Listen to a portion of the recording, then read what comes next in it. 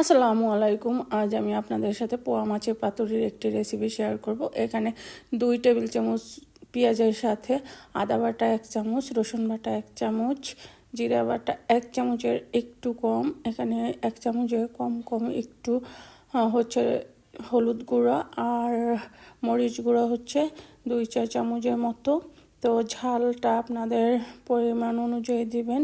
আর এখানে লবণ স্বাদ মতো। আর এখানে আমি 1 টেবিল চামচের মতো পেঁয়াজ কুচিটাও নিয়েছি। তো এখন আমি এখানে 1 টেবিল চামচের মতো হচ্ছে সরিষার তেল, এগুলো দিয়ে একত্রে ভালো করে মশলাটা মেখে নিয়েছি।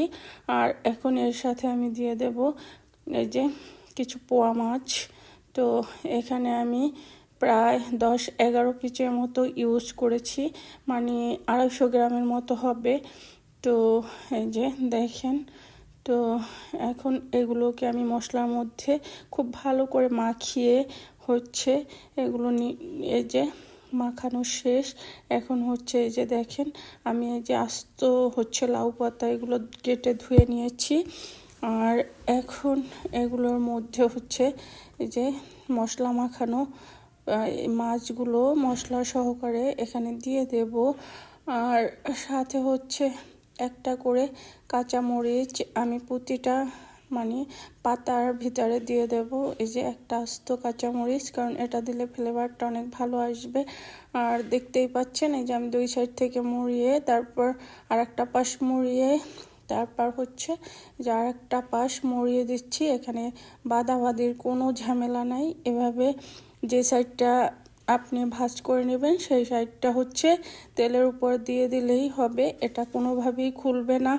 এই যে এভাবে কিন্তু সবগুলো হচ্ছে ভাজ করে নেবেন। আমি দেখতেই পাচ্ছেন আমি কিভাবে ভাজ করে নিয়েছি।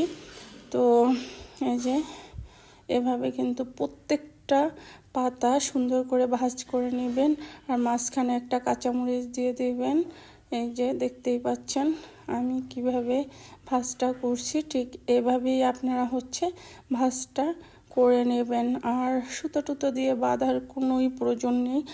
আর এখানে আমি একটা প্যানের মধ্যে 1 টেবিল চামচের মতো তেল দিয়ে দিয়েছি। খুব একটা তেল লাগবে না, যেহেতু ফ্রাই প্যানে এত তেলের দরকার হয় না। এখন আমি যে সাইডটা ভাজ করেছি ওই দিকটা নিচের দিকে দিয়ে সবগুলো হচ্ছে দিয়ে দিলাম। আর সাথে যেটার মধ্যে আমি মশলা মাখিয়েছিলাম ওইটা ধুয়ে সামান্য একটু পানি দিয়ে দিলাম। এখন হচ্ছে এগুলো ঢেকে দিলাম। আর এই যে 10 মিনিট রান্নার পর এখন আমি এই সাইডটা হচ্ছে উল্টিয়ে দিলাম। দেখতেই পাচ্ছেন এভাবে হচ্ছে আপনারা ওই সাইডটা উল্টিয়ে দিবেন। এই যে তো উল্টানো হয়ে গেলে আবার একটু ঢেকে 10 মিনিটের মতো রান্না করে নেবেন। আর এখানে কিন্তু চুলার আঁচটা একদমই লো হিটে থাকবে। তো এই যে আমার রান্না শেষ, এখন আমি এটা একটা প্লেটে তুলে নিচ্ছি। আর এগুলো কিন্তু খেতে কি যে মজা, যদি না ট্রাই করেন বাসায় তাহলে বুঝবেনই না। তো অবশ্যই আপনারা এটা ট্রাই করে দেখবেন, এটা গরম ভাতের সাথে খেতে ভীষণ মজার হয়।